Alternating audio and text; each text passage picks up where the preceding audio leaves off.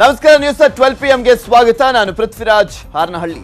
ಕೋವಿಶೀಲ್ಡ್ಗೆ ಈಗ already green signal ಸಿಕ್ಕಿತ್ತು. ಭಾರತದಲ್ಲಿ ಅನುಮತಿಯನ್ನ ಪಡೆದಂತ ಮೊದಲ ವ್ಯಾಕ್ಸಿನ್ ಕೋವಿಶೀಲ್ಡ್ ಆಗಿತ್ತು. ಈಗ ಭಾರತದಲ್ಲಿ ತಯಾರಾಗ್ತಾ ಇದ್ದಂತ ವ್ಯಾಕ್ಸಿನ್ಗೂ ಕೂಡ ಗ್ರೀನ್ ಸಿಗ್ನಲ್ ಸಿಕ್ಕಿದೆ.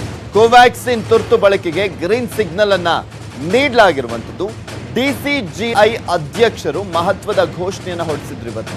ಕೋವಿಶೀಲ್ಡ್ ಜೊತೆಗೆ ಕೋವ್ಯಾಕ್ಸಿನ್ ಬಳಕೆಗೆ ಅಸ್ತು ಅಂತ ಹೇಳಿದೆ DCGI. ಯಾಕೆಂದ್ರೆ ಅದರ ಬಗ್ಗೆ ಅಂದ್ರೆ ಶಿಫಾರಸನ್ನ ಮಾಡಲಾಗಿತ್ತು. ಕೋವ್ಯಾಕ್ಸಿನ್ಗೂ ಕೂಡ ಬಳಕೆ ಮಾಡುವಂತ ನಿಟ್ಟಿನಲ್ಲಿ ಗ್ರೀನ್ ಸಿಗ್ನಲ್ ಅನ್ನ ಕೊಡಬಹುದು ಅಂತ ಎಕ್ಸ್ಪರ್ಟ್ ಕಮಿಟಿಯವರು SEC ಕಮಿಟಿಯವರು ಶಿಫಾರಸನ್ನ ಮಾಡಿದ್ರು. ತುರ್ತು ಪರಿಸ್ಥಿತಿಯಲ್ಲಿ ಮಾತ್ರ ಕೋವ್ಯಾಕ್ಸಿನ್ ಬಳಕೆ ಮಾಡಲಿಕ್ಕೆ ನಿರ್ಧಾರವನ್ನು ಕೈಗೊಳ್ಳಲಾಗಿದೆ. ಕ್ಲಿನಿಕಲ್ ಟ್ರಯಲ್ ಕೂಡ ಮುಂದುವರಿಯುತ್ತೆ ಅಂತ DCGI ಅಧ್ಯಕ್ಷರಾಗಿರುವಂತ VG ಸೋಮಾನಿ ಮಾಹಿತಿಯನ್ನು ನೀಡಿದರು. After detailed deliberations, subject expert committee has recommended for the grant of permission for restricted use in emergency situation subject to certain regulatory conditions. The clinical trial ongoing within the country by the firm will continue.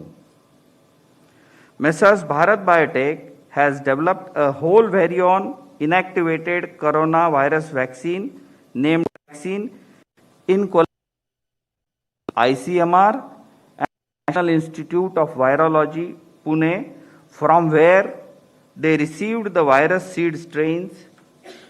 This vaccine is developed on ViroCell platform, which has well-established track record of safety and efficacy in the country and globally.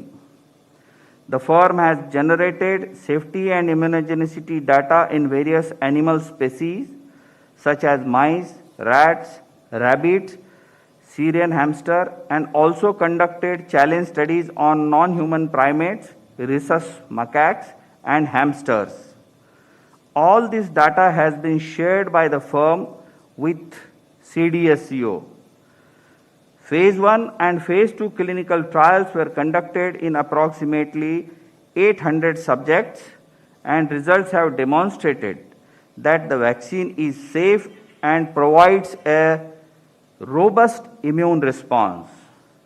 The Phase 3 efficacy trial was initiated in India in 25,800 volunteers, and till date, approximately 22,500 participants have been vaccinated across the country, and the vaccine has been found to be safe as per the data available till date. The subject expert committee has reviewed the data on safety and immunogenicity of the vaccine and recommended for grant of permission for restricted use in emergency situation in public interest as an abundant precaution in clinical trial mode to have more options for vaccinations, especially in case of infection by mutant strain. The clinical trial ongoing within the country by the firm will continue. The Cadila Healthcare Limited has developed a novel coronavirus 2019 nCoV vaccine using DNA platform. The firm initiated Phase 1/Phase 2 clinical trial in India in more than 1,000 participants, which is ongoing. The interim data suggests that the vaccine is safe and immunogenic with 3 doses when administered intradermally.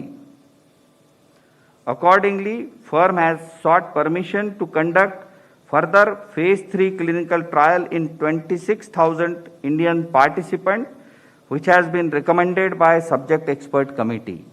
The CDSCO has decided to accept the recommendations of the expert committee, and accordingly, vaccines of Messrs. Serum and Bharat Biotech are being approved for restricted use in emergency situation, and permission is being granted to Messrs. Cadila Healthcare for conduct of Phase 3 clinical trial.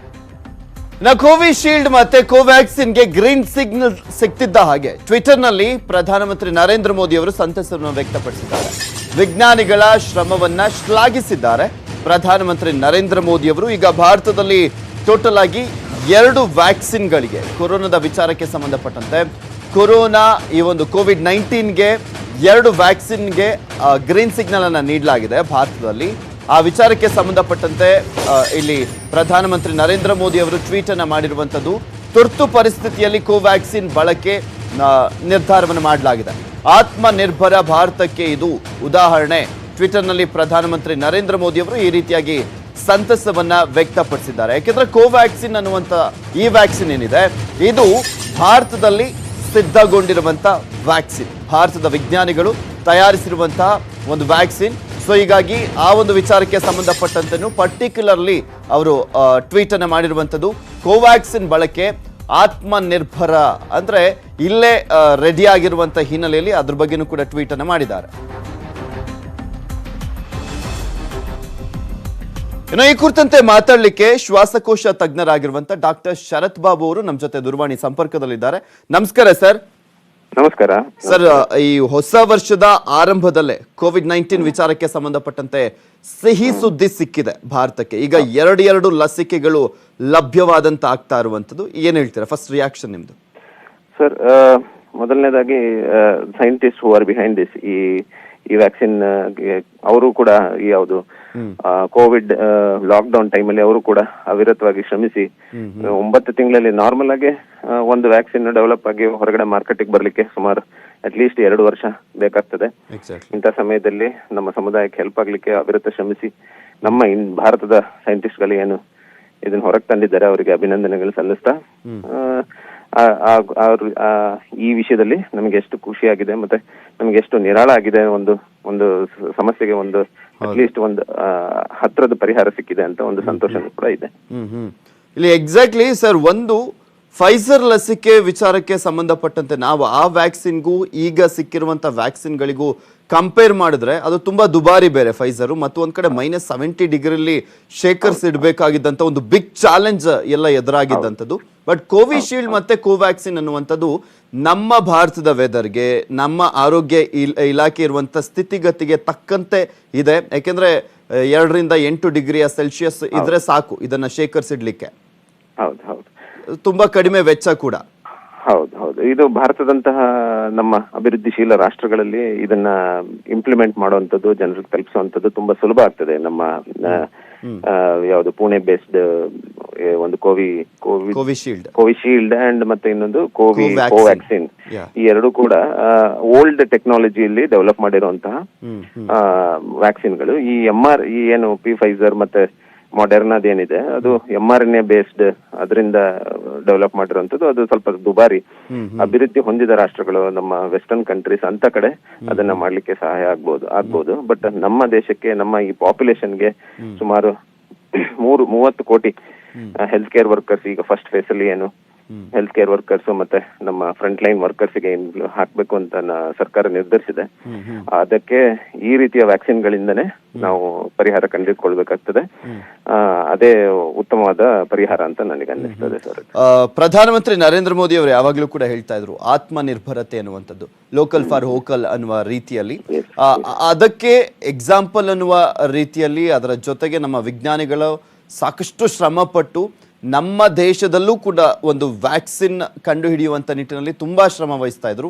Finally success ಆಗಿದೆ ಈ ಮೂಲಕ, green signal ಕೊಡುವ ಮುಖಾಂತರ. ಹೌದು sir, ಹೌದು.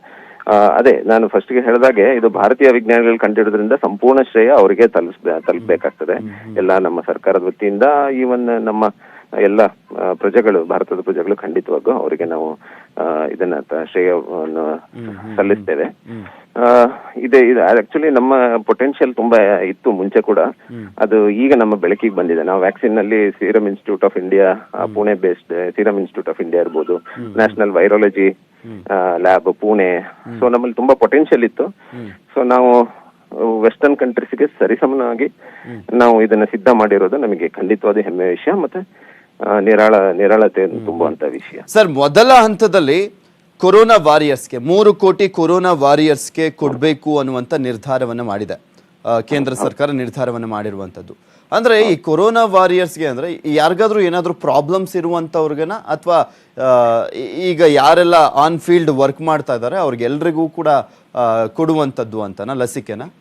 ಇಲ್ಲ, ಲಸಿಕೆ corona warriors ಅಂದ್ರೆ ಆಲ್ ಹೆಲ್ತ್ ಕೇರ್ ಪ್ರೊಫೆಷನಲ್, ಯಾರ್ಯಾರು ಪೇಷಂಟ್ ಕೇರ್ಗಳಲ್ಲಿ ಮತ್ತೆ ಈ ಯಾವುದು ಸರ್ವೈಲೆನ್ಸ್ ಆಕ್ಟಿವಿಟೀಸ್ ಅಲ್ಲಿ ಭಾಗವಹಿಸ್ತಿದ್ದಾರೆ ಎಲ್ಲ ಹೆಲ್ತ್ ಕೇರ್ ವರ್ಕರ್ಸ್ ಎಲ್ಲ ಇನ್ಕ್ಲೂಡಿಂಗ್ ಇವರು ನಮ್ಮ ANMಗಳು ಮತ್ತೆ ಮೇಲ್ ಹೆಲ್ತ್ ವರ್ಕರ್ಗಳು ಏನಿರ್ತಾರೆ ಅಲ್ಲಿಂದ ಹಿಡಿದ್ಬಿಟ್ಟು ಈವನ್ ಡಿಸ್ಟ್ರಿಕ್ಟ್ ಹೆಲ್ತ್ ಆಫೀಸರ್ಗಳು ಮತ್ತೆ ಇವರೆಲ್ಲರೂ ಇನ್ಕ್ಲೂಡೆಡ್ ಆಗಿರ್ತಾರೆ, ಇರ್ರೆಸ್ಪೆಕ್ಟಿವ್ ಆಫ್ ಅವರ ಪ್ರೀವಿಯಸ್ ಇನ್ಫೆಕ್ಟಿವ್ ಸ್ಟೇಟಸ್. ಅಂದ್ರೆ ಏನಂದ್ರೆ ಕೆಲವರು ಜನರಲಿ ಪ್ರಶ್ನೆ ಮಾಡ್ತಾರೆ, ಈಗ ನಮ್ಗೆ ಶೀತ ಕೆಮ್ಮು ಜ್ವರ ಏನಾದ್ರೂ ಬಂದಾದ್ಮೇಲೆ ನಾವು ಟ್ಯಾಬ್ಲೆಟ್ ತಗೊಳ್ತೀವಿ, ಅದಕ್ಕೂ ಮುಂಚೆನೂ ಯಾರು ತಗೊಳ್ಳಲ್ಲ. ಈಗ ಜ್ವರ ಬರುತ್ತೆ ಅನ್ನೋ ಕಾರಣಕ್ಕೋಸ್ಕರ ಮುಂಚೆನೇ ಯಾರು ತಗೊಳ್ಳಲ್ಲ.